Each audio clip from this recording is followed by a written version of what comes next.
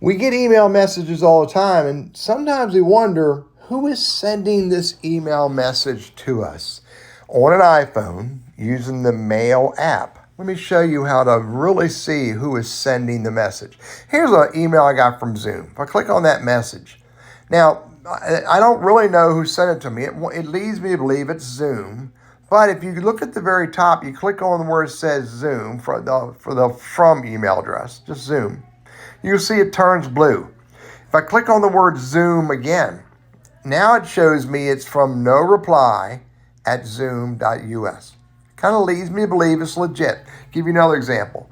Come back to another message. Here's a message from Teddy Burris. If I click on that message, so I can click on Teddy Burris and it turns blue, click on it again, and you can see that this is showing me Teddy's contact information because Teddy is in my contacts. So I can see who sends me messages. I'll give you one more. Look at the Google Takeout. If I click on Google Takeout, click on the word Google Takeout up top. It turns blue. Click on it again. This email is from no reply at google.com. These are the basic steps to look at the email address of the person who is sending you an email. Again, this is on your iPhone using the Apple Mail app.